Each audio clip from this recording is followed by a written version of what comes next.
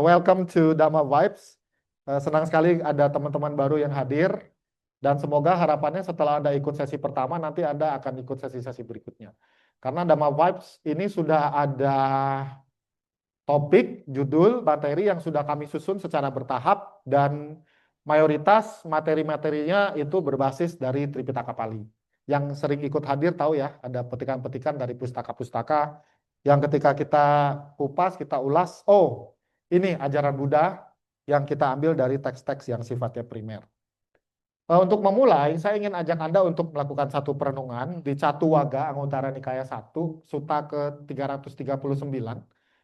Itu ada sebuah ujaran yang menjadi sebuah pengingat, tidak semua, atau kita katakan hanya sedikit makhluk yang memiliki kesempatan mendengarkan ajaran dan latihan yang dibabarkan oleh Buddha.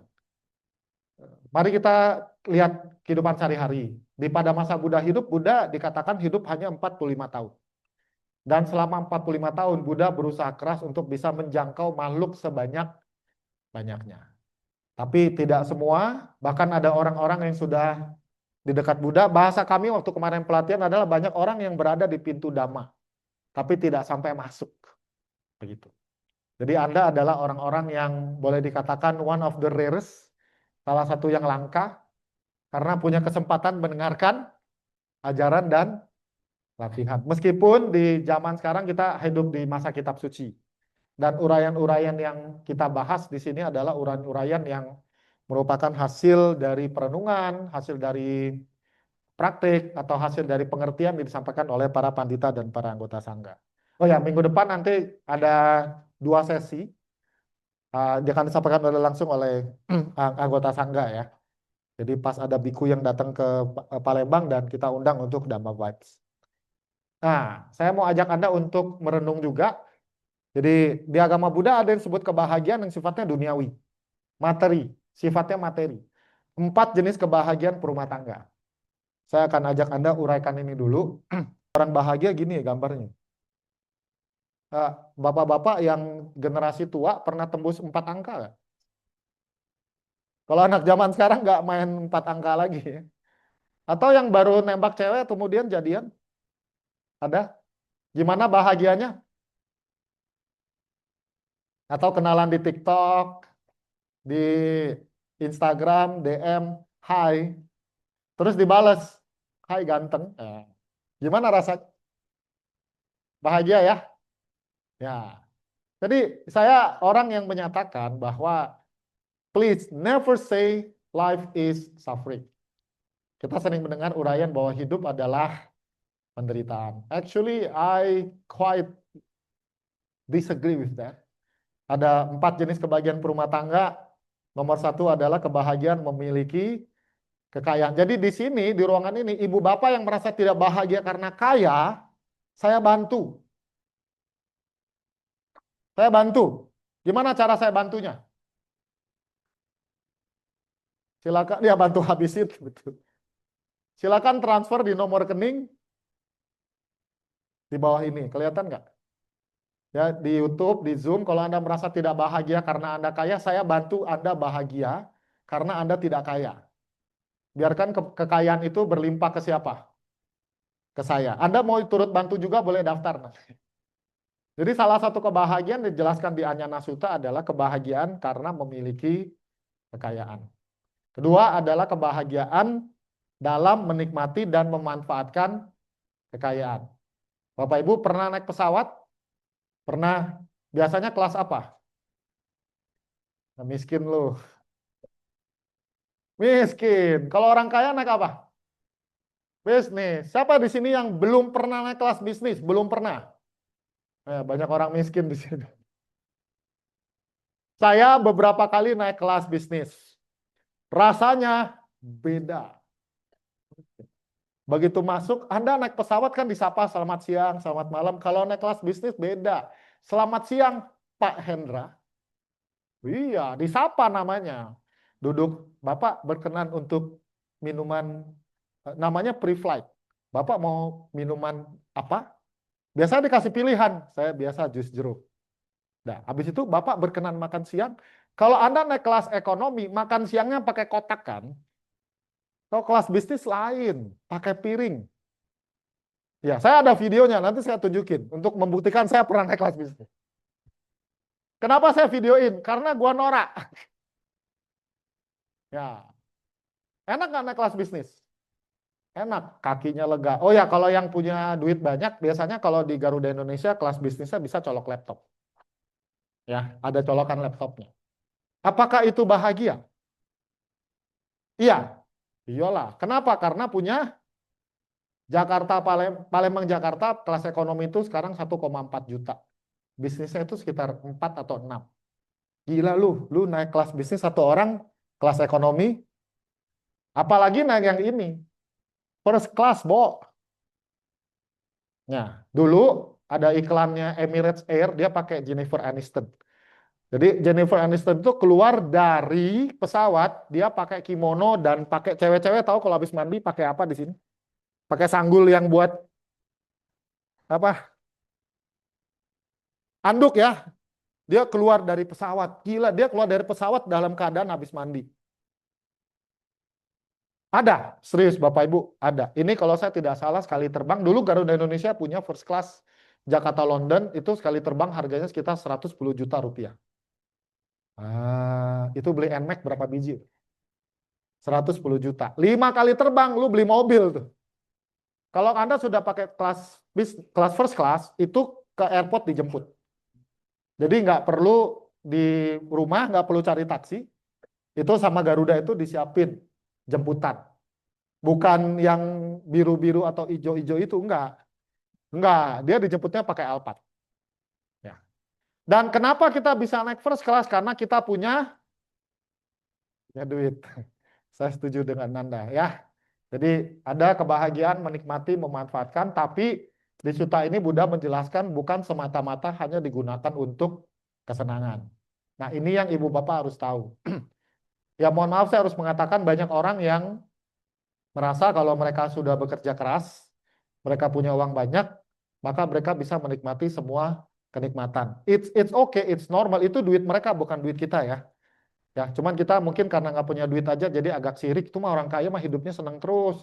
Dia nggak tahu tuh kalau nggak banyak kebajikan nanti masuk neraka. Itu karena mungkin karena kita sirik aja ya. Tapi keuntungan belajar dhamma adalah Anda bisa tahu, bisa paham bahwa itu kalau kekayaan itu hanya Anda gunakan semata-mata menikmati kesenangan, menikmati keduniaan, menikmati semua panca indera kita, kemudian itu kan habis ludes dan tidak ada manfaat. Habis ludes tidak ada manfaat, selesai. Orang yang bijaksana ketika mereka punya kekayaan, mereka menggunakan kekayaan tersebut sebaik-baiknya supaya bisa memberikan dampak untuk kehidupan-kehidupan sebelumnya. Yang Arya Nagarjuna itu menjelaskan perbedaan antara orang bijaksana dan tidak bijaksana. Bayangkan kalau satu rumah itu kebakaran. Orang bijaksana yang mereka keluarkan itu bukan kasur, TV, boneka Doraemon dari mantan, bukan. Kalau rumah kita kebakaran, apa yang kita keluarkan? Surat-surat berharga, betul ya? Surat apa aja tuh? Surat tanah, sertifikat hak milik, ijazah, surat cerai, kawin, sama surat utang kebakaran nggak apa-apa, biar nggak ada bukti.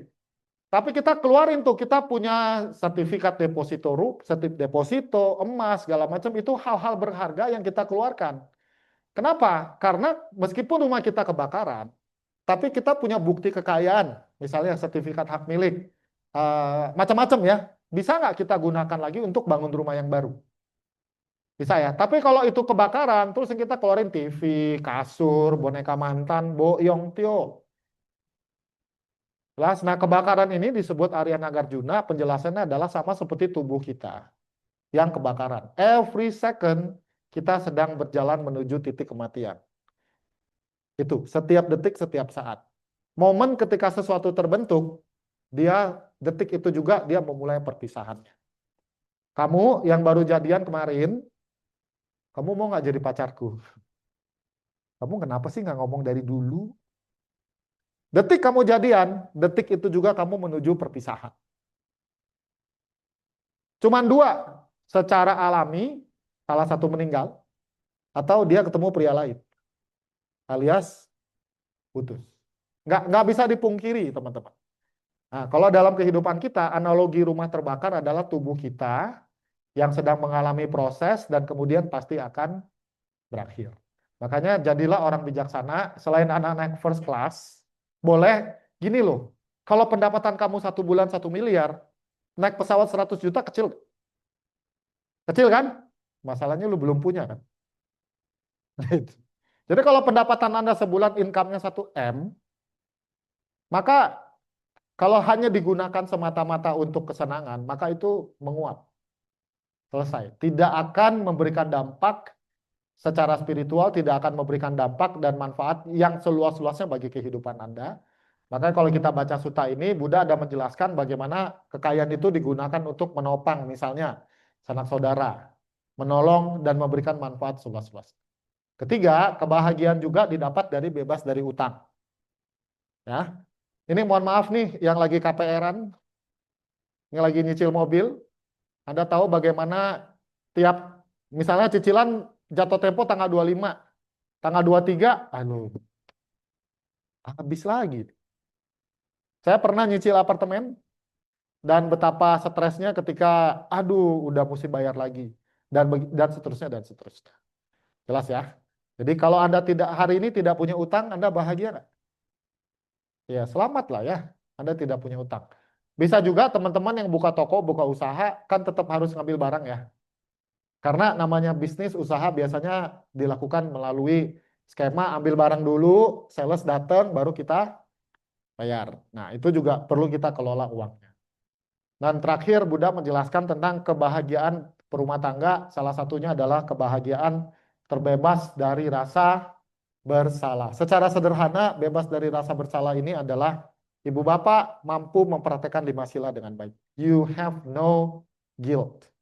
Gitu. Oke?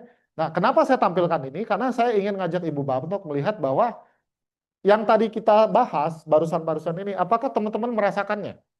Hidup bahagia? Sedih banget. Ini muka-muka orang stres semua. Pasti ada lah ya. Oke, satu lagi pertanyaan. Yang disebut kaya itu berapa? 100 juta kaya nggak?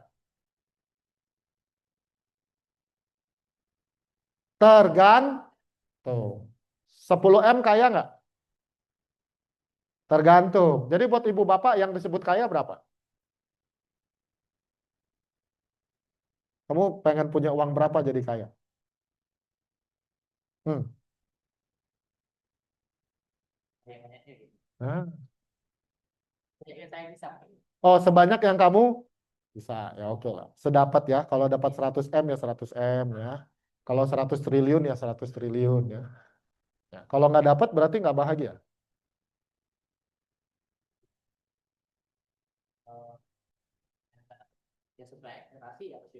Oh, bersyukur. Jadi ada dua ya. Berapapun saya bersyukur, sebanyak-banyaknya saya lebih bersyukur lagi ya.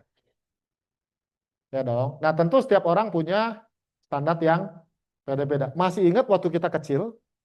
Ini saya lihat masih ada beberapa tampang anak muda. Tiap bulan, antara bulan Januari, Februari, itu ada jatah bulanan, jatah tahunan dari saudara dalam kantong merah. Ya, dan kita pasti punya satu saudara tertentu yang wajib datang. Kenapa? Masa nggak tahu? Karena yang paling sama aja ya kita ternyata ya. Ya. Dulu, dulu nih temen, nah misalnya ya teman-teman ibu, karena kita kelasnya campur ya, ada orang dewasa, ada anak-anak. Waktu kecil, waktu lebih muda, kita pegang uang 5 juta tuh kayaknya banyak ya.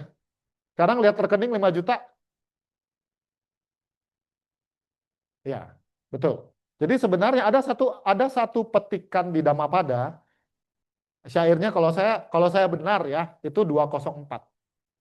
Di situ Buddha menjelaskan kepuasan adalah kekayaan terbesar.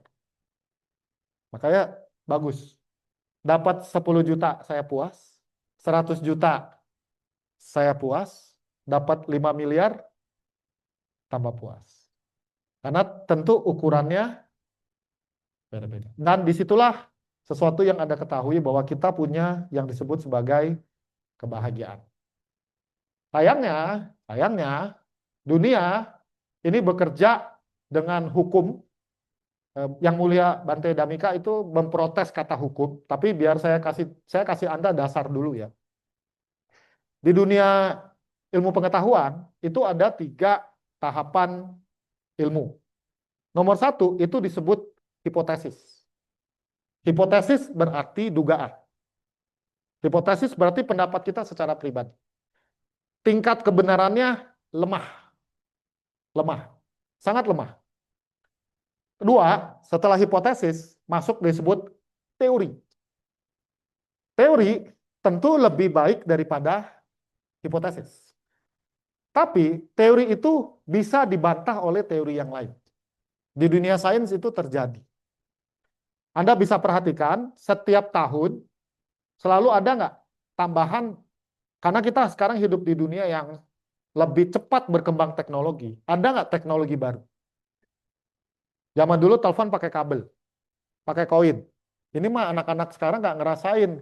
Papa-papamu itu PDKT pakai telepon 100 rupiah. Tungguin telepon umum, masukin telepon. Palembang ada nggak yang pakai magnet? Ada, ada kan? Kalau zaman teman-teman nggak ngerasain nungguin tukang potret lewat. Papa udah ganteng-ganteng, ngapain? Mau pas foto. Tunggu siapa? Tukang keliling. Nggak ngerasain kan? Terus tukang fotonya datang, dia tanya, mau yang ekspres apa yang lambat? Yang lambat tunggu filmnya habis. Teknologi berkembang. Dan setiap teknologi berkembang, berarti ada satu teori yang runtuh. Begitu. Jelas ya? Nah, jadi dari hipotesis berkembang jadi apa? Teori. Nah, teori yang diuji berkali-kali dan tidak pernah gagal, jadinya hukum. Dan hukum ini, siapapun yang menemukannya, dan ketika dia diuji dan tidak pernah gagal, dia punya hak nama dia dipakai sebagai hukum itu. Tadi di kebaktian, saya sebut satu hukum. Namanya siapa? Masih ingat nggak? Newton. Hukum Newton, jangan tanya ini epistemologinya apa. Kenapa pakai nama? Kenapa? Maksudnya asal usul katanya apa? Asal usul katanya karena yang nemuin adalah Newton. Jadi ada yang namanya hipotesis, naik jadi apa? Teori. Nah, teori ini datang dari pengujian hipotesis, tapi teori ini masih bisa dibantah. Ketika teori ini sudah tidak bisa dibantah, dia jadi hukum. Kalau di dunia fisika itu disebut sebagai sesuatu yang sifatnya absolut. Nah, di dalam kehidupan ini ada hukum yang absolut yang dikasih nama tilakana. Yang terdiri dari tidak kekal, duka, dan tanpa diri. Jelas. Dan ketika kita bicara tentang ketidakkekalan, maka kita masuk ke dalam satu hal yang tidak bisa kita pungkiri. Ibu bapak akan mengalami apa yang disebut sebagai kematian. Tapi tenang ya, yang disebut ketidakkekalan juga punya sisi positif. Jangan dilihat negatifnya terus. Karena Anda kan tidak permanen. Kalau kita permanen, maka orang yang lahir miskin akan terus miskin. Orang yang terlahir bodoh, dungu akan terus bodoh. Amatin nggak buat ibu bapak yang sudah lebih senior gitu ya. Saya mau bilang tua nggak enak ya. Dulu waktu kita sekolah, ada nih temen cewek, jeleknya luar biasa. Jelek banget. Kita nggak suka, tapi seiring waktu berjalan, dia berubah. Betul? Jadi laki-laki dia. Kan berubah dia. Yang tadinya jelek banget. Iya. Saya ingat ya waktu saya sekolah tuh saya naksir satu perempuan. Wih, normal gue. Saya kelas 2 SMA, dia kelas 1. Dan bayangin itu betapa bodohnya saya dulu. Saya naksir dia tuh sampai saya kuliah semester tahun pertama. Dia itu begitu cantik di mata saya. Cantik banget. Waktu saya ke SMP, SMA. Lalu, kan sekarang ada yang namanya Facebook ya. Kadang-kadang orang suka upload foto zaman dulu kan. Kenangan dulu. Temenan di Facebook, dia upload fotonya, terus gue mikir, kok gue dulu bisa naksir dia ya? Berubah. Gitu. Jadi perubahan itu, anicca itu tidak melulu kita pandang secara jelek. Tapi itu fakta, itu hukum. Tidak bisa dibantah. tidak bisa dibantah. Nah, tapi banyak orang menolak tua, betul? Menolak apalagi yang nggak bisa dibantah lah. Kalau dibantah itu penderitaan. Menolak tua, menolak kematian, menolak hal-hal yang sifatnya itu defying the law of nature.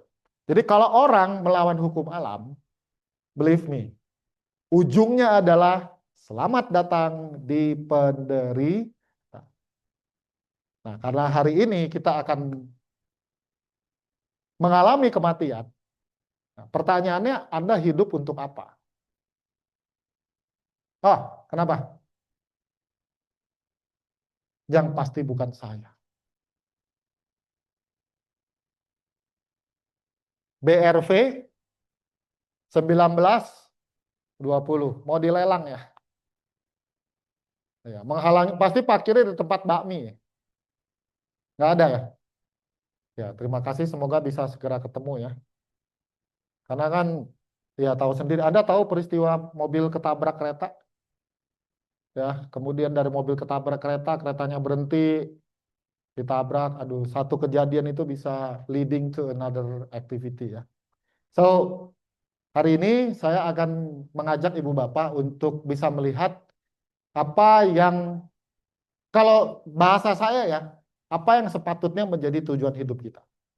Sepatutnya, sebagai seorang manusia dan sebagai seorang Buddhis. Sebenarnya, ini saya spill sedikit ya, kami punya grup Dhamma Vibes. Tadinya saya kasih judulnya bukan Samsara, Surga, dan Nibbana. Saya kasih judulnya Malu Bertanya Sesat di Jalan. Ya karena banyak orang itu, saya lihat dari pengalaman dan observasi, dia nggak tahu hidup ini buat apa. Ya, buat apa saya hidup? Kemarin saya ngobrol dengan salah satu teman, dia juga bilang, dia bertanya, saya sudah umur segini, hidup saya buat apa? Jadi buat Anda-Anda yang sampai detik ini bingung hidupnya buat apa, setelah ikut sesi ini, semoga sudah jelas. Saya hidup buat apa? Apa yang sebaiknya dicapai secara ultimate? Secara ultimate itu artinya apa ya? Up tertinggi ya. Secara absolute. Oke? Nah, ini baru foto. Mana tukang fotonya?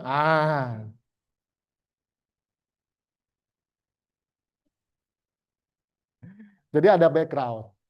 Kalau tadi kan nggak ada kan? Udah agak mundur biar kelihatan rame. Tadi dulu ya. Nah, kamu tahu nasib pembicara seperti saya? 10 kali di foto, 11 kali gua nggak pernah lihat. Udah, thank you ya. Ini makasih banget hari ini apa? Oke ya. Karena kan ada penjelasan, ini udah muncul. Oke ya. Asu itu artinya air mata. Di Samyutta Nikaya 115.3 dan 4. Jadi suta ini dia paralel. Kalau kita baca pustaka, baca Tripitaka, biasanya satu topik itu diatur oleh mereka yang mengelola Tripitaka supaya tidak lari.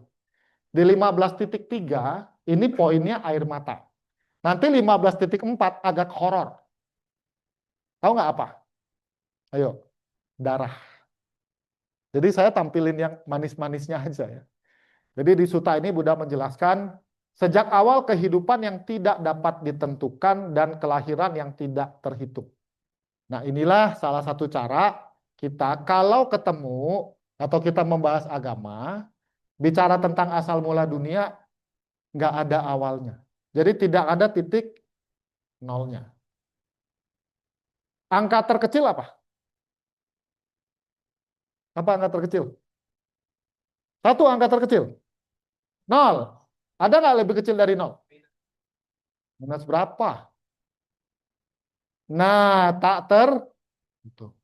Jadi kalau kita katakan bahwa samsara ini adalah alam atau satu kondisi yang mana awalnya tidak dapat ditentukan dan jumlah kehidupan kita sudah tidak terhitung. Sering diterjemahkan atau sering ditulis since the foto ya, bentar. Jangan, karena kalau saya difoto tanpa persiapan, bibir saya monyong. Udah belum? Ya kalau candidnya jelek, nama baik saya udah rusak. Udah. Nah, nih, lihat. Ganteng kan? Ini fotonya udah berapa kali di tag. Dan kalau di seluruh di banyak tempat orang kok kirim foto kok saya kirim yang itu. Kenapa? Itu yang paling menipu orang. Ya saya suka tanya Bapak Ibu apakah kecewa lihat aslinya? So since the beginningless time, sejak awal waktu yang tidak dapat ditentukan. Hari ini kita pakai kalender Masehi ya, 2026. Apakah benar dunia ini sekarang usianya 2026? Tidak, karena itu hanya sebagai sebuah alat bantu untuk kita tahu waktu. Air mata yang telah keluar, jadi pernah nangis? Ya, nangis karena banyak hal. Biasanya menangis karena hal-hal yang tidak menyenangkan. Bertemu dengan yang tidak disuka, berpisah dengan yang dibenci. Kita mengalami banyak emosi-emosi, ada turbulence, kemudian air mata mengalir, dan itu bukan pertama kalinya. Dan diceritakan juga, disampaikan, semua air mata yang telah kita pernah keluarkan sejak masa kehidupan yang tidak berawal, kalau dikumpulin, itu lebih banyak daripada air di seluruh 4 samudra besar. Jadi tidak ada galon anti BPA yang muat. Banyak sekali. I would like to say, inilah terjemahan atau arti dari samsara. Ada satu lagi kalau tidak salah. Oh ya, sama. Ya. Jadi samsara, tadi pagi saya sampaikan, itu artinya bukan cuma sengsara, tetapi wanderer. Kita berkelana dari satu kehidupan ke kehidupan yang lain. Nah, mau kemana lagi? Jadi artinya begini, slide ini sebagai sebuah pengantar. Kita mau kemana lagi? Supaya lebih jelas, tadi pagi saya juga jelaskan bahwa di Anguttara Nikaya 5, 9, sorry, Sutta ke-68, para biksu ada 5 alam tujuan kelahiran. Hewan, neraka, hewan, peta, manusia, dan para dewa. Kemarin di PBS saya menyapa teman-teman muda-mudi dengan, baiklah selamat malam, selamat datang para calon penghuni neraka. Loh, kalau kita lihat, ini by the way kalau ada mahasiswa statistik tolong saya dibantu ya. Saya gelarnya sarjana sastra, sarjana agama, magister pendidikan. Saya nggak punya latar belakang matematika. Satu-satunya angka yang saya suka adalah setiap tanggal 25 dan tanggal 11. Tahu apa? Pinter ya. Oke ya. Jadi ada 5 alam kehidupan. By the way, begini. Memang kadang-kadang Anda akan menemukan pustaka atau petikan-petikan Tripitaka yang sepertinya berbeda dengan yang lain. Di Samyutta Nikaya, SN Samyutta Nikaya itu ada peristiwa di mana ada satu makhluk yang disebut sebagai Asura. Asura. Tapi di sini kan tidak disebut. Asura itu disebut sebagai makhluk setengah dewa. Kalau di Sutta ini Buddha hanya menjelaskan 5 tujuan alam kelahiran. Dan kita juga belajar tentang 31 alam ya. 31 alam kehidupan itu adalah satu bentuk atau satu aktivitas yang dilakukan orang-orang yang mengambil. Jadi gini, Tripitaka kita adalah potongan-potongan cerita, bagian-bagian ketika Buddha bertemu dengan A, B, C, D. Jadi Buddha ketemu saya, Buddha ketemu kamu, Buddha cerita gitu. Nah, tentu ketika Buddha menyampaikan dhamma kepada orang tersebut, itu disesuaikan dengan kondisinya. Makanya beda-beda. Jadi, tapi tidak usah terlalu harus diperdebatkan. Abhidhamma atau orang-orang ada yang menyusun sampai menjelaskan kalau alam kehidupan itu ada 31. Supaya kita lebih gampang belajar, biasanya saya hanya tampilkan yang 5 saja. Anda lebih pilih menghafal 5 atau 31? Pinter, saya juga. Ya. Jadi 5 tujuan alam kelahiran, statistik yang lebih banyak yang mana? Neraka, hewan, dan peta. 3 alam rendah, 2 alam bahagia. Berarti secara statistik, kemungkinan kita lahir di alam rendah berapa persen?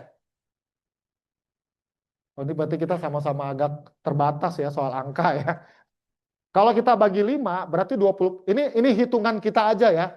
Hitungan sederhana. Berarti probabilitasnya cuman 60-40. Nah, ini lebih benar. 60-40 ya.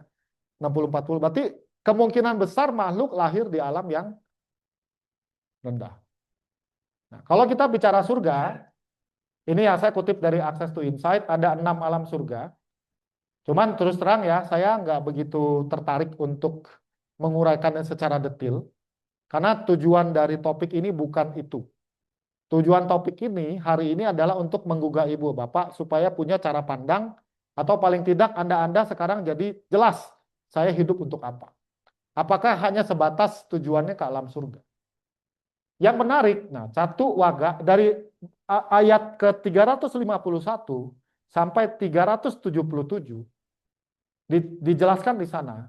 Lebih sedikit manusia, dewa, hewan, peta, dan penghuni neraka yang lahir kembali sebagai manusia atau dewa. Jelas ya. Dikatakan lebih banyak yang lahir kembali di 3 alam yang rendah. So, oke, tolong lihat ini bukan sebagai ancaman, tapi sebagai apa? Ayo, kita baca petikan Sutta ini, kita lihat dia sebagai ancaman atau sebagai apa? Pengingat.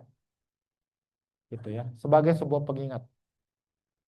Kita sekarang punya satu kesempatan yang baik, kita lahir di alam manusia loka sebagai manusia, dan tentu ini ada masa pakai, ada durasi, ada expired date, dan setelah expired date ini ada pilihan-pilihan atau ada hal alam-alam lain yang ini di luar kendali kita sebenarnya.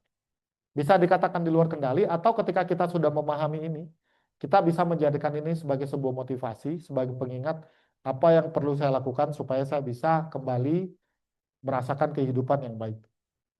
Oke ya. Jadi tadi kan topiknya surga, nirvana, dan apa tuh? Neraka ya. Kan kemarin sudah sempat dibahas ya, yang ikut-ikut Dhamma Vibes bahas neraka. Dan satu lagi yang menarik di Buddha Dhamma, kalau kita lihat ini, ya lebih sedikit manusia, dewa. Jadi dewa ini kan penghuni alam surga. Berarti kalau dalam konteks agama Buddha, surga itu sifatnya tidak kekal. Wah, nggak seru dong. Sekali lagi ingat, Dhamma itu seperti hukum. Dia sifatnya absolut. Dia sifatnya mutlak. Orang tidak percaya, hukum itu tetap berlaku. Ya. Oke, sekarang kita masuk ke yang nibbananya. Udah jam, kita sampai jam berapa ya? Silapan. Habis ini gue tukang refleksi lagi. Kelahiran telah lenyap, kehidupan suci telah sempurna dilalui, apa yang harus dilakukan telah dilakukan, tiada lagi keberadaan Anatta Lakkhana Sutta Samyutta Nikaya 22, Sutta ke-59. Jadi kalau kita bicara tujuan, tadi kan topik kita tujuan hidup ya, maka yang menjadi tujuan hidup seorang Buddhis itu bukan surga semata. Saya bilang semata. Surga datang, kalau sebentar, ini kayaknya Sugati ya, disebutnya Sugati. Tahu arti kata su? Bukan asu, bukan ya. Su itu artinya baik. Tahu arti kata gati? Gati itu tujuan, kelahiran. Jadi Sugati berarti tujuan atau kelahiran yang baik. Sugati. Kalau bahasa Sanskertanya surga. Surga atau swarga. Yang artinya adalah kondisi atau tujuan atau kelahiran yang baik. Itu arti kata suga. Sugati. Dan hari ini Ibu Bapak, kita hidup di alam sugati atau tidak? Jawabannya iya. Jadi kalau kita bilang surga dalam konteks agama Buddha, surga itu adalah antara alam dewa dan alam manusia. Gitu ya. Sekali lagi, kita lagi belajar agama Buddha ya. Kalau agama lain tentu punya konsepnya sendiri. punya pengertiannya sendiri, ya monggo silakan. Tetapi karena kita belajar agama Buddha, kita belajar ajaran Buddha, maka yang kita bahas, yang kita dalami adalah ajaran Buddha. Di dalam konsep agama Buddha, alam-alam kehidupan ini sifatnya dia tidak kekal. Itu yang penting ya. Saya minum dulu boleh nggak? Ini Coca-Colanya mana ya?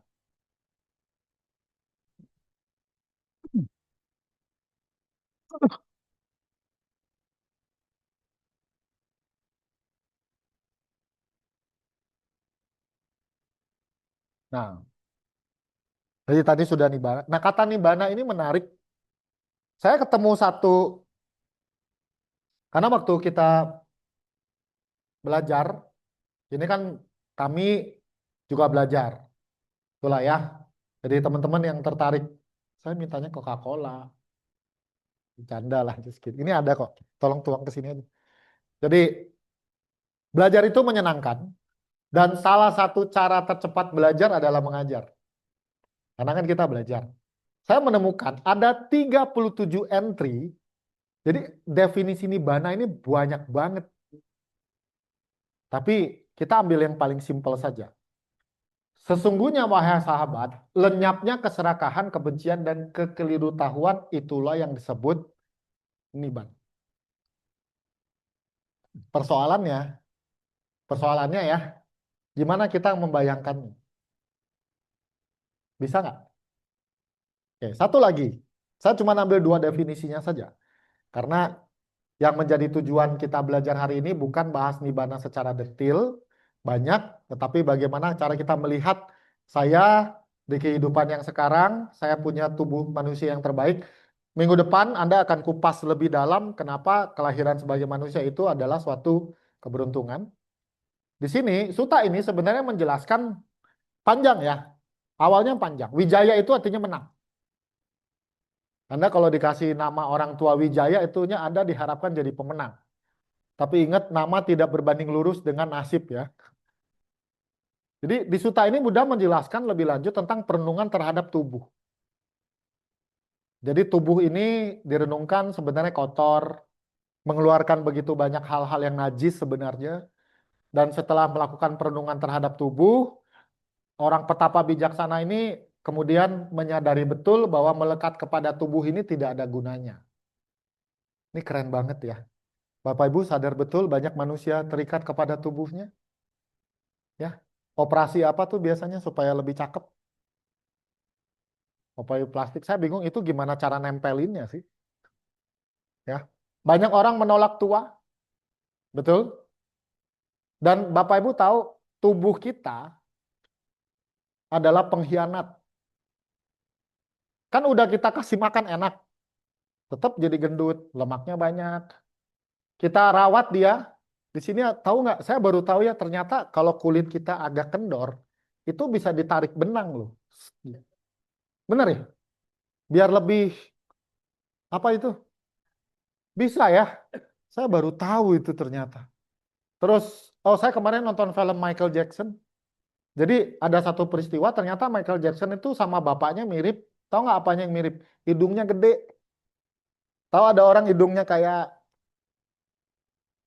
apa namanya? Oh iya, oh namanya bener ya, hidungnya jambu ya. Ya, hidung jambu. Jadi sama Michael Jackson itu dioperasi jadi lancip. Gitu. Tapi sadar nggak tubuh kita, meskipun kita rawat dengan baik, kita mandi, kita bersihin, kita potong rambut dengan harga 5 juta, tapi lama-lama apa yang terjadi dengan rambutnya? Tetap putih, ubannya tumbuh, gigi lama-lama ompong. Gitu. Nah, tapi sekali lagi, bukan berarti Anda tidak mandi-mandi dan tidak gosok gigi. Karena kesehatan tentu berpengaruh di dalam proses pencapaian spiritual. Tetapi yang perlu digarisbawahi bahwa pada dasarnya tubuh ini dikatakan di suta ini dijelaskan dia penuh dengan kotoran. Kalau tidak percaya, tadi pagi waktu kita bangun, apa yang ada di mata? Pelek. Saya punya persoalan dengan hidung saya. Hidung saya cukup sensitif. Jadi kalau udara tidak bagus atau air buat cuci muka, kadang-kadang kalau air tidak bagus, hidung saya langsung bersin. Kalau bersin yang dikeluarin apa? Bukan emas permata. Yang dikeluarkan adalah ingus. Ada yang mau mengoleksinya? Tentu tidak ya. Ada satu cerita menarik di buku Acan Bram. Ada seorang biku barat yang dia kangen sama pacarnya. Pernah dengar nggak? Dia kangen sama pacarnya, dia minta supaya bisa, dia pokoknya dia cerita kangen sama pacarnya, terus Acan Bram bilang, Acan Chah bilang gini, suruh dia boleh kirim surat ke pacarnya di sana, kirim salah satu barang yang paling berharga yang dia miliki. Oh bener, boleh, iya. Tapi Acanca itu ngomong pakai bahasa Thailand. Tahu nggak? Acanca suruh pacarnya kirim barang apa yang paling berharga? Yang paling pribadi dari si pacarnya Biku Bule ini. Nggak tahu ya. Tapi agak jorok sih. Dia suruh kirim visesnya. Pop. Barang yang paling pribadi. Sebenarnya supaya apa? Supaya si biku ini, lu sudah jadi biku, lu lepaskan keterikatan kepada pacarmu. Ya, jadi Wijaya Suta di sini ada perenungan tentang tubuh yang kotor yang tidak bermanfaat. Lalu Buddha lebih lanjut menjelaskan betapa bijaksana yang telah bebas dari nafsu dan kemelekatan. Teman-teman, bukankah dua itu masalah kita yang membuat kita menderita? Ya, nafsu dan kemelekatan. Kemudian, apa yang terjadi setelah seorang pertapa telah mampu membebaskan dirinya dari nafsu dan kelematan? Dia telah mencapai kedamaian tanpa kematian, nibbana, keadaan yang tidak tergoyahkan. Ibu bapak, ada satu hal yang sangat sulit ketika kita jelasin nibbana karena dia berbasis ujaran, teks yang dibaca. Dan ada juga mungkin pernah dengar penjelasan bahwa nibbana ini artinya adalah sejuk atau padam. Tidak ada lagi keinginan. Seperti apa? Nah, ini yang rumit. Tapi saya ingin cerita satu pengalaman saya yang kemudian saya pikir mungkin ini kali ya rasanya kalau ada di Nibbana. Kita mundur sedikit dulu. Ya. Satu hal lah yang paling sering kita alami di Indonesia. Sekali lagi, ini yang di Zoom, di YouTube, ini bukan penistaan agama ya, karena saya takut dipenjara 2 tahun nih. Jadi apartemen saya dikelilingi beberapa masjid. Dan ada, kalau dan tidak salah, ada satu pesantren juga. Kadang-kadang, kalau siang, ini banyak anak-anak main mikrofon. Jadi mereka main mikrofon, dan mereka tuh berisik sekali. So one day, suatu hari, saya seperti gue ngomongnya takut di penjara soalnya. Ya enak di lu, enak di gue. Saya merasa nggak bahagia. Saya merasa tidak bahagia, saya merasa terganggu dengan suara-suara anak ini yang memainkan mikrofon. Lalu saya mikir, sebentar, ketidakbahagiaan saya ada di suara itu, suara-suara mereka, atau ada di saya. Kemudian muncullah satu ilham, satu gagasan. Oh ternyata penyebab ketidakbahagiaan saya bukan suara itu. Tapi saya tidak suka dengan suaranya. Nangkep ya? Ya. Bayangkan kalau kita gitu lagi tenang, lagi damai, apapun yang terjadi itu ganggu nggak? Moodnya lagi bagus, baru dapat 200 juta. Anak ribut, nangis. Kira-kira Anda akan upset nggak? Rasanya enggak ya. Jadi saya kemudian menemukan satu ilham, satu gagasan. Oh ternyata bukan suara itu yang mengganggu. Tetapi penderitaan saya, kejengkelan saya atas suara-suara yang saya dengar, itu sumbernya dari saya. Kurang lebih seperti itu. Lalu saya pernah tanya dengan satu orang, apakah itu yang namanya Nibbana? Ah, mungkin terlalu jauh ya. Tapi paling tidak, ketika batin kita tidak ada penolakan atau kebencian, kita tidak ada ketidaksukaan, dan kita tidak punya keserakahan, di situ nafsu dan kemelekatan kita akan lenyap. Tapi karena kita hidup di samsara, habis lenyap, nanti apa lagi? Muncul lagi. Itu ya, makanya kita belajar di sana. Oke, sampai sini nangkep ya. Tadi kita bicara surga, bicara di mana, dan inilah apa yang biasa kita baca di perenungan tentang Sangganusati.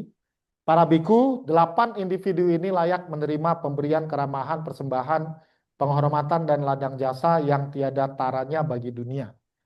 Apakah 8 ini? Inilah yang disebut sebagai 4 pasang makhluk suci. Ya. Mereka yang telah mencapai sotapannya atau berlatih mencapai sotapannya, dan berikutnya dan berikutnya. Oke Ini dulu masih banyak itu ada ditampilkan belum habis sebagai sebuah aspirasi. masuk. Oh, saya mau mencapai itu. Itu masih masa-masa ini kan ada kacang Ya, bobo saya mau dan mencapai pergi itu. masuk juga. Inilah yang menjadi tujuan saya hidup. Iya kan masa itu Apa? Karena tadi kita hidup keluar. sudah sejak Masa itu masa yang nggak tidak dimakan pakai. diketahui dan sudah Wah mengalami itu kelahiran seorang yang orang. berulang-ulang. Nah, ini yang kemudian menjadi tambahan. Saya kutip dari tradisi Tibetan Tradition yang ditulis oleh Lord Atisa di Bodhipata Pradipam. 3 jenis praktisi. Nah, inilah yang saya ingin ajak Ibu Bapak untuk punya aspirasi. Di sini diterangkan kalau setiap praktisi itu ada 3 jenis. Praktisi motivasi awal. Cara apapun untuk sekedar mencari kenikmatan untuk dirinya sendiri di dalam samsara. Sebelum ke sana, ingat nggak waktu kita kecil? Waktu kita kecil, itu ada istilah begini. Kamu hidup untuk apa? Oh, kalau kecil kita senang-senang. Betul ya? Kalau muda, foya-foya. Tua, kaya raya. Mati, nah, betul? Pernah dengar? Itulah kalau kita lihat, kita amati, dan kemudian kita simpulkan, kemungkinan kebanyakan orang ceritanya ke sana. Ini kita kembali ke urusan hidup ini untuk apa? Hidup ini, kalau menurut Lord Atisa, ya ada orang yang cara apapun sekedar mencari kenikmatan untuk dirinya sendiri di dalam samsara. Jadi tujuan hidup ini semata-mata untuk apa? Tahu ini ngapain? Ih, nggak tahu ya, anak baik semua ya. Ya, jadi kita ini kan punya punya indera. Hidup ini kan cuman untuk memuaskan indera. Sederhananya ada kalimat seperti ini. Hidup untuk makan atau makan untuk hidup? Bukan hidup untuk makan. Makan untuk, kalau hidup untuk makan berarti hidup ini hanya untuk makan. Atau hidup ini hanya untuk menikmati kesenangan. Dan teman-teman, kita, kita nih, saya bilang kita, masih sering nggak tertariknya ke sana? Kenapa? Karena kenikmatan indrawi itu menyenangkan. Ya, itu menyenangkan. Tapi kita harus tahu bahwa inilah disebut sebagai motivasi atau tujuan hidup yang paling awal. Kedua, nah ini tambahannya disebut sebagai praktisi motivasi menengah. Berpaling dari kenikmatan samsara dan secara alamiah menolak perbuatan jahat dan mencari pembebasan untuk dirinya sendiri. Nah, di tahapan ini kita dapat katakan bahwa seseorang hidup menjalani kehidupannya tujuannya adalah untuk mengakhiri semua keburukan-keburukan, berpaling dari samsara, ya, dan mereka mencoba untuk mencapai pembebasan dari samsara semata-mata untuk dirinya sendiri. Inilah disebut sebagai praktisi menengah. Lalu, praktisi motivasi agung. Ini yang kemudian perlu Ibu Bapak jadikan sebagai sebuah aspirasi. Di sini nanti saya ajak Anda untuk membedah apa yang disebut Hinayana dan Mahayana. By the way, tahu nggak, Mahayana sekarang ternyata bukan cuma aliran agama Buddha. Mahayana sekarang jadi merek rokok. Saya punya gambar itu saya tunjukin. Merek rokok, mereknya Mahayana. Nah, bentar lagi Anda bikin merek rokok, mereknya apa ya? Theravada. Ada gambar yang tadi saya baru ketemu. So, nah biar biar paham begini deh. Saya contohin aja pakai bahasa Inggris. Ada orang nilai bahasa Inggrisnya jelek. Nilai bahasa Inggrisnya jelek. Aduh, ini nilai bahasa Inggris jelek. Kalau jelek terus nggak naik kelas. Jadi mesti ngapain? Belajar Inggris. Dia belajar bahasa Inggris, tujuannya cuma satu. Supaya nilainya bagus. Pertanyaannya, dia bisa bahasa Inggris nggak? Ayo. Nggak ya? Kenapa? Karena tujuannya cuma dapat nilai. Betul ya? Sama kayak Anda kuliah, yang penting dapat A. Selesai kuliah, masih ingat nggak ilmunya? Bye-bye, yang penting IPK gua 3,9. Saya dulu punya mantan, sorry ya gue ceritain dulu ya Beb. Eskom, sarjana komputer, pasang Windows nggak ngerti dia. Wajar, karena udah lewat. Banyak orang belajar hanya semata-mata untuk dapat apa? Dapat nilai. Ilmunya dapat nggak? Kompetensinya dapat nggak? Jawabannya enggak. Itu satu. Berarti dia cuma motivasi apa? Awal. Ada orang bahasa Inggris nilainya kurang bagus, dia mau belajar supaya bisa ngomong, bisa cas cis cus. Kalau ketemu bule nggak cuman how are you, thank you, goodbye. Nggak. Jadi dia bisa ngomong. Dia belajar Inggris. Nilainya bagus nggak? Bagus dong. Ya kan? Bisa ngomong Inggris nggak? Bisa. Tapi semata-mata dia belajar buat siapa? Buat diri sendiri. Bagus. Masih mending daripada yang pertama. Ada orang belajar bahasa Inggris, tujuannya supaya bisa ngajar orang lain. Belajarnya serius, nilainya bagus, bisa ngomong Inggris, bisa dapat duit, untung nggak? Jadi kalau aspirasi ibu bapak sudah masuk ke aspirasi agung, Anda akan dapat tiga-tiga. Ini yang kita perlu ketahui. Inilah ketika kita bicara satu motivasi atau tujuan hidup, Buddhis idealnya punya tujuan hidup itu tiga-tiga. Bahkan sampai di satu titik, Anda akan masuk ke aspirasi yang paling tinggi. Ingat, tadi kita mulai dengan baca doa bodhicitta. Melalui punya dari melaksanakan Dhamma, semoga saya mencapai kebudaan demi menolong, membebaskan banyak makhluk atau semua makhluk. Pertanyaannya, Buddha berhasil nggak membebaskan semua makhluk?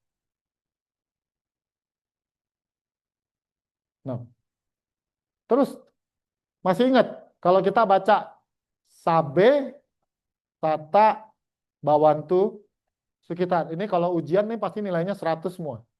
Artinya apa anak-anak? Bohong besar kan? Bohong besar. Ngerti nggak bohong besar? Bisa nggak semua makhluk kita bahagiakan? Terus kenapa kita bacakan?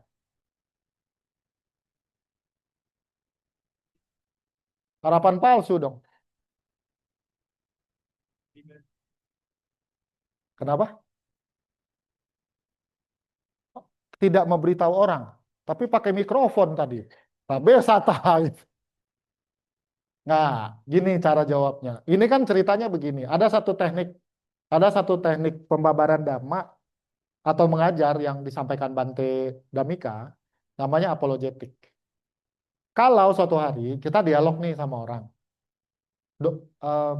pernah dengar orang jawab pertanyaan orang Buddha doanya apa? Buddhis doanya apa? Ada yang jawab, Sabe Sata, Bawantu, Skitata. Semoga semua makhluk bahagia. Terus dibantah dong. Mana mungkin lu bisa bagian semua makhluk? Jawabnya gimana? Cara jawabnya begini. Satu makhluk di depan Anda yang mampu Anda bahagiakan adalah bagian dari semua. Jadi doa tadi itu aspirasi. Kalau ada orang di depan Anda yang menderita dan Anda punya kapasitas untuk membantu supaya bahagia, maka itu menjadi motivasinya. Itu yang dimaksud. Padahal kalau kita mau bicara secara literal, kayaknya nggak mungkin ya. Betul ya? Tapi tidak menutup kemungkinan itu sebagai sebuah aspirasi. Nah, pertanyaannya adalah ini. Harusnya gini, ya. Nah, ini yang saya mau ajak Anda untuk diskusikan. Ada satu, saya pernah di sebuah wihara, udah lama sekali. Saya duduk, karena saya diundang khotbah, saya duduk sebelum kebaktian mulai, kemudian biasa ada yang ngobrol. Saya ingat pertanyaan dari satu orang, dia tanya, sebenarnya Theravada itu apa?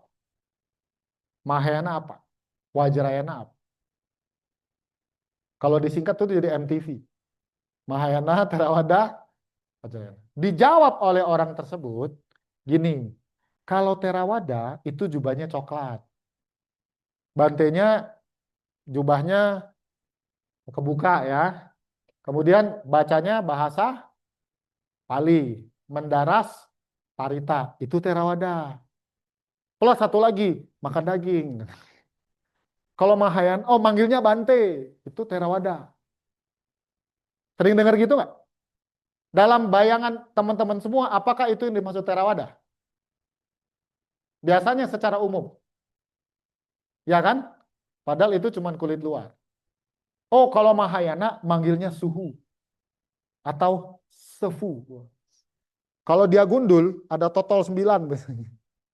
Padahal itu sebenarnya kadang di sini kadang di samping. Jubahnya kayak tong samcok. Jubah tradisi Chinese Mahayana. Bacanya Yamkeng. Itu Mahayana. Oh, cacai gitu. Ya. Terus pakai alat tahu ya. Di sini ada yang ikut Liamking. Itu saya salut sama yang bisa main itu. Saya pernah belajar itu nggak sinkron antara tambur, apa itu? Tambur, lonceng, apalagi incing, mui. Saya tuh salut sama orang yang bisa mimpin. Kenapa? Karena saya kadang-kadang kalau ikut baca itu hilang. Mana ya? Itu ternyata butuh konsentrasi yang tinggi. Oh itu Mahayana. Saya diem aja. Oh kalau Wajrayana manggilnya lama. Jubahnya yang agak merah marun. Bacanya pakai bahasa Tibet. Eh, saya diem karena saya tidak mau dialog lebih lanjut. Tapi di ruang ini saya ingin jelaskan bahwa itu adalah cara pandang terhadap tiga tradisi tersebut secara kulit luar. Kulit luar. Apakah Buddha membuat MTV? Ayo, jawabannya, hai, enggak. Lalu di suta ini menarik sekali. Ya, suta ini menarik. Dutya Marapasa Sutta. Ini saya mundur dulu ya. Suta ini paling sering dikutip ketika memotivasi teman-teman untuk mengabdi untuk Dhamma. Mengembaralah, oh para biksu, demi kesejahteraan banyak makhluk, demi kebahagiaan dan seterusnya. Ajarkan para biksu Dhamma yang indah di awal dan seterusnya dan seterusnya. Tapi bagian atasnya jarang dikutip. Kalian juga para biksu telah terbebas dari segala jerat baik surgawi maupun manusiawi. Ini disampaikan Buddha kepada para biku yang telah mencapai pembebasan. Artinya mereka sudah mencapai arahat. Perhatiin tidak? Di sini mereka didorong oleh Buddha kalau sudah mencapai tingkat kesucian tertinggi, mereka tidak menyimpannya untuk diri sendiri. Ini yang menarik. Jadi kalau kita bilang, saya mundur ke ibu bapak supaya bisa lihat. Kalau kita bilang ada 3 jenis praktisi, sebenarnya Buddhis itu atau umat Buddha itu didorong untuk kemana? Apakah cuma semata-mata yang awal? Apakah Anda bertekad untuk mencapai pembebasan hanya untuk diri sendiri atau didorong untuk menjadi ini? Sampai sini nangkep nggak? Ya, jadi belajar Dhamma, anggap aja Anda belajar bahasa Inggris, tidak semata-mata untuk ini apa? Untuk apa? Nilainya bagus, diri sendiri, karena kan Anda bebas dari penderitaan tidak bisa berbahasa Inggris, tapi di sini didorong supaya apa? Mengajarkan kepada yang lain. Dan suta ini, petikan di sini, sama tidak dengan praktisi motivasi agung. Itu dia. Jadi sesungguhnya, ketika kita bicara tentang tujuan hidup tertinggi umat Buddha, Anda sering dengar, tujuan tertinggi umat Buddha adalah, yang sering dengar apa? Nibbana. Karena saya orang kritis, saking kritisnya kadang-kadang orang nggak nyaman, saya cuma pikir, apakah betul? Ternyata kalau kita kuliti lagi, kita dalami, kita ulas, I don't think so. Idealnya, tujuan tertinggi seorang Buddhis, tujuan hidupnya adalah sebagai praktisi motivasi yang agung. Kalau sudah begini, nanti Ibu Bapak akan punya cara pandang yang lebih luas dan akan mengurangi keegoisan terhadap diri sendiri. Saya pernah ya ngobrol gitu dengan satu teman yang memang sejak lama ketika dia belajar, dia fokusnya di praktisi motivasi menengah. Nah, ini yang kemudian agak lain, diskusinya jadi beda. Padahal kalau kita tilik atau kita amati sutta yang ini, menarik ya, bagaimana Buddha meminta atau menjelaskan, mengembaralah, oh para biksu, demi kesejahteraan banyak makhluk, demi kebahagiaan banyak makhluk, demi belas kasihan terhadap dunia, dan sebagainya, dan sebagainya. Ajarkanlah, oh para biksu, damai yang indah di awal, indah di pertengahan, dan indah di akhir. Kurang lebih seperti itu. Saya punya analogi supaya Anda paham, indah di awal, indah di tengah, indah di akhir. Perumpamannya seperti itu. By the way, di Palembang tuh ada padel nggak sih? Banyak ya? Siapa yang main padel? Padel itu tenis yang mini kan? Betul nggak? Saya nggak main padel, soalnya saya baru tahu ternyata itu mahal. Saya lihat ada orang yang jual raket padel second gotiao. Gila, mahal banget. Nggak main padel ya? Mahal ya? Main padel? Main ya? Capek nggak kok? Lumayan capek ya. Itu mini tenis kan? Kalau tenis panjangnya 10 meter, padel 5 meter, kurang lebih seperti itu ya.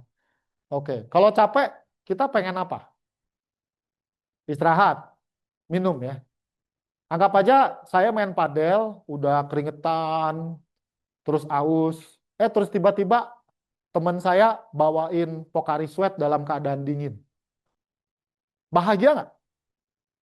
Udah minum belum? Belum. Saya sebut itu indah di awal. Kenapa indah di awal? Karena kita tahu sebentar lagi penderitaan haus ini lenyap. Tapi teman saya cuma bawain. Dia nggak ngasih. Lenyap nggak penderitaannya? Nah, inilah kurang lebih kalau boleh disama-samain orang-orang yang cuma sampai di pintu wihara. Jadi Anda adalah orang yang sudah sampai di pintu wihara, naik ke lantai 4, dan Anda minum pokarinya. Karena pokari tersebut kok, kan pernah main basket, main badminton, panas-panas tuh minum pokari dingin itu paling enak ya. Meskipun katanya tidak baik untuk kesehatan. Ya. Jadi ketika melihat minuman dingin ini, di situ ada kebahagiaannya. Tapi nggak sempurna. Kenapa? Karena hausnya masih ada. Pokarinya kita ambil, kita buka, cas! Kita minum, glek, glek, glek. Siapa yang pernah merasakan? Kita ambil, cas! Kita minum, glek, glek, glek. Udah. Gimana rasanya? Segar. Haus kita berganti dengan hilang ya. Bisa nggak hausnya hilang kalau cuma diliatin itu Pokari? Dhamma ketika kita temukan, kemudian cuman dibaca tapi belum dipraktikkan, analoginya adalah cuman lihat Pokari yang dingin, nggak diminum. Bisa kita minum gelek-gelek-gelek. Dhamma indah pada, tadi kan awal lihat Pokari, berarti Dhamma indah di tengah. Saya cuma punya air putih sih. Nggak apa-apa. Ini juga Dhamma indah di awal, di tengah, kemudian di akhir. Kemana hausnya? Hilang. Jadi satu paket. Ini, by the way, ini metafora saya supaya ibu bapak lebih ngerti ya. Mungkin ada ulasan-ulasan lain untuk menjelaskan apa yang di awal, di tengah, dan di akhir. Tetapi yang penting, ini harusnya habis. Mundur dulu. Hari ini, poin yang paling penting buat ibu bapak bawa pulang adalah ini. Kenapa? Supaya tahu besok pagi bangun hidup itu buat apa? Ming, kan saya masih jauh dari jadi Buddha. Betul? Masih jauh nggak? Banget ya. Setuju kalau itu bukan persoalannya. That's not the problem. Problemnya adalah motivasi. Ketika seseorang belajar, motivasinya hanyalah untuk dapat nilai, energinya pasti tidak sebesar belajar supaya bisa ngomong. Energi atau semangat untuk belajar supaya bisa mengajar orang lain, supaya bisa membantu orang lain, tentu energinya lebih besar daripada sebatas belajar untuk pintar dan belajar untuk dapat nilai. Dan ini juga menjadi sebuah wujud praktik ya, Ibu Bapak, teman-teman semua. Kalimat sabe sata bawantu sukitata itu real. Karena tujuan tertinggi, aspirasi tertinggi adalah membantu membebaskan penderitaan makhluk-makhluk dari samsara. Tidak bisa semua makhluk tidak apa-apa. Tapi yang pasti adalah makhluk-makhluk yang dalam jangkauan kita, dari jarak, dari kemampuan, dari tekad, itu yang kemudian kita upayakan. Dan itu kemudian akan menjadi satu apa Ibu Bapak? Itu kemudian akan menjadi sebuah energi yang wujudnya itu namanya kasih. Nanti kita selesai Dhamma Vibes. Ada aja teman-teman yang bantu beresin bangku. Selain bantu beresin snack ya. Ada yang datang ke sini dengan tekad, ada kotak dana ditaruh. Ada begitu banyak potensi-potensi kebajikan yang akan ibu bapak lakukan. Karena apa? Karena motivasi agung. Dan karena hidup ini ada duka, duka yang kita alami karena melakukan aktivitas motivasi agung, itu duka yang layak kita tempuh. Kurang lebih seperti itu. Jadi hari ini karena topik kita judulnya tujuan hidup, kita sudah muter-muter di samsara, dan di agama Buddha surga bukan tujuan tertinggi, karena di alam surga dalam konteks Buddhis itu masih berpotensi jatuh ke alam lain. Makanya aspirasi atau tujuan tertingginya adalah pencapaian nibbana. Tetapi ada satu lagi yang perlu Bapak Ibu tekankan. Pencapaian nibbana ini semata-mata bukan untuk saya. Tapi bagaimana membawa manfaat sebanyak-banyaknya untuk banyak makhluk. Nah, inilah yang sering disebut sebagai Mahayana. Jadi Mahayana bukan cuman baca Liam Keng. Jelas ya? Bukan cuman baca apa lagi? Ami Toching. Ya, mohon maaf saya pengetahuan Mahayana terbatas, tapi Mahayana itu jauh lebih luas daripada itu. Istilah Hinayana disematkan atau muncul karena melihat orang-orang berpraktik dhamma semata-mata hanya untuk dirinya. Dan Ibu Bapak, saya mengatakan bahwa meskipun ini teksnya berbasis Pali, dan biasanya kalau teks Pali itu identik dengan Theravada. Theravada itu dikatakan hanya untuk dirinya sendiri. No, I strongly disagree. Ya. Ingat ketika Buddha Siddhartha mencapai kebudaan, duduk melihat kepada siapa dhamma ini akan dapat diajarkan. Dan akhirnya memberikan manfaat seluas-luasnya untuk banyak orang. Nah, jadi buat adik-adik khususnya teman-teman yang hari ini, gua hidup buat apa ya? Bangun, cuci muka, kerja, cari duit, pulang tidur. Besok gitu lagi kan? Ya, karena duitnya belum banyak. Kalau portfolionya sudah 100 M, perlu kerja lagi nggak? Kalau saya sih cita-cita saya kalau 100 M saya udah nggak perlu kerja ya. Saya kalau lagi pengen makan pempek, saya terbang ke Palembang. First class. Ya. Tapi itu kan semata-mata cuma secara duniawi. Jadi buat teman-teman, adik-adik yang hari ini sering mulai berpikir, hidup buat apa sih kok? Hidup adalah untuk memberikan manfaat sebesar-besarnya, seluas-luasnya untuk orang banyak. Semampu Anda dulu ya. Oke, baik. Saya pikir itu